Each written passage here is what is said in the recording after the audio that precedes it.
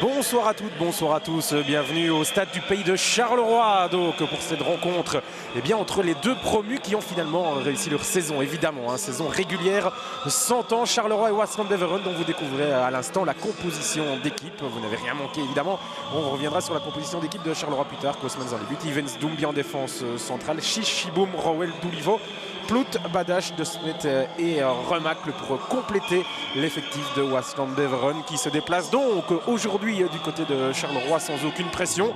Charleroi n'a pas de pression non plus, l'ambiance est à la fête, tout simplement on fête une mission accomplie déjà depuis quelques semaines pour les Carolos avec donc ce maintien, et on revient tout de suite évidemment pour le début de la rencontre.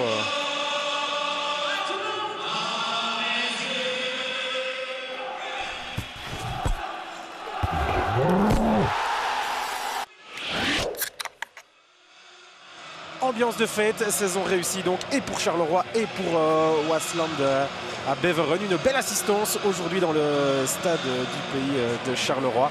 Et donc le seul enjeu du match, comme beaucoup de rencontres de cette 30e journée de la saison régulière, c'est tout simplement de définir les groupes des playoffs 2. Pour le moment, Charleroi jouerait avec Mons, avec Courtrai et avec le Liers.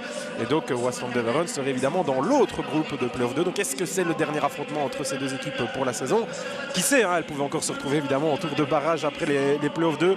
La saison régulière touche à sa fin. La saison de foot est encore longue. Il y a encore de belles choses évidemment qui nous attendent sur les antennes de VooFoot avec la Jupiler Pro League.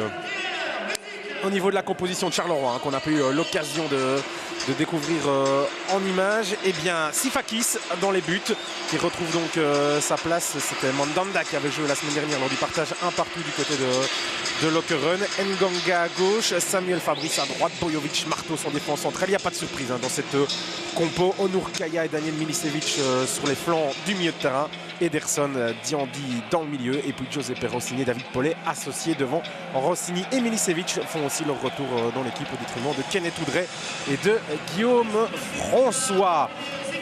Des équipes relâchées, on l'a dit. Charleroi qui avait très bien joué face à Zult juste après avoir acquis son maintien.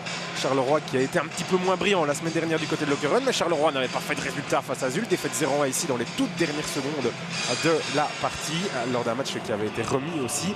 Et Charleroi qui a pris quand même un point la semaine dernière du côté de Lokeren avec un but de cet homme, notamment David Paulet. Donc voilà, on est en train aussi de travailler déjà pour la saison prochaine du côté des Carolos. Donc certains joueurs doivent évidemment prouver leur qualité, à leur niveau, gagner une place de titulaire. C'est peut-être aussi le cas de Sifakis, le gardien de but, ou alors se mettre en évidence pour être vendu tout simplement.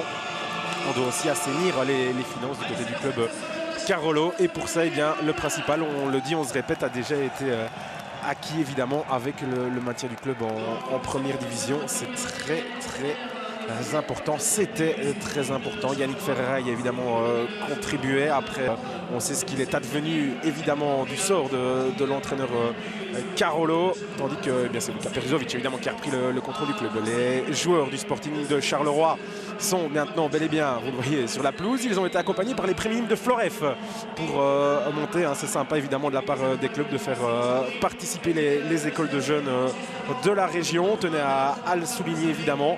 On voit Sifakis qui joue un match important évidemment pour lui. On sait il y aura tournante pendant les playoffs.